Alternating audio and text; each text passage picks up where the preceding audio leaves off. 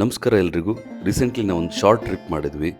ಚಿಕ್ಕಮಗಳೂರಿಂದ ಮುಂದೆ ಒಂದು ಜಾಗರ ಅಂತ ಊರಿದೆ, ಮುತ್ತೋಡಿ ಫಾರೆಸ್ಟ್ ಹತ್ರ. ಅದರ ಹತ್ರ ಇರುವಂತಹ ಮಲಗಾರ್ ಹೋಮ್ ಸ್ಟೇಗೆ ಹೋಗಿದ್ವಿ.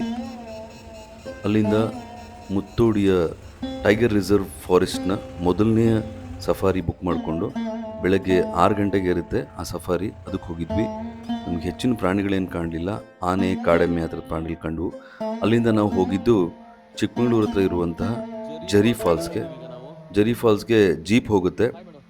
ಒಂದು ಫ್ಯಾಮಿಲಿಗೆ ಅಥವಾ ಒಂದು ಜೀಪಿಗೆ 800 ರೂಪಾಯಿ ಚಾರ್ಜ್ ಮಾಡ್ತಾರೆ ಕರ್ಕೊಂಬರೋಕ್ಕೆ. ಸುಮಾರು ಒಂದು 4-4.5 ಕಿಲೋಮೀಟ್ರು ಜೀಪಲ್ಲಿ ಹೋಗಬೇಕು. ಅಲ್ಲಿಂದ ಹೋದರೆ ಅದ್ಭುತವಾದಂಥ ಫಾಲ್ಸ್ ಕಾಣ್ತು.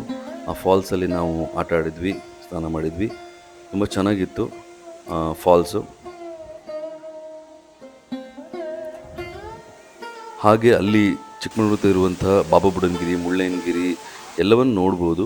ನಾವು ಆಗಲೇ ನೋಡಿದ್ರಿಂದ ಸೀದಾ ನಾವು ಬೇಲೂರಿಗೆ ಬಂದ್ವಿ. ಬೇಲೂರಿನ ಹೊಯ್ಸಳರ ದೇವಸ್ಥಾನ, ಚೆನ್ನಕೇಶವ ದೇವಸ್ಥಾನ, ಬಹಳ ಅದ್ಭುತವಾದಂಥ ಜಾಗ.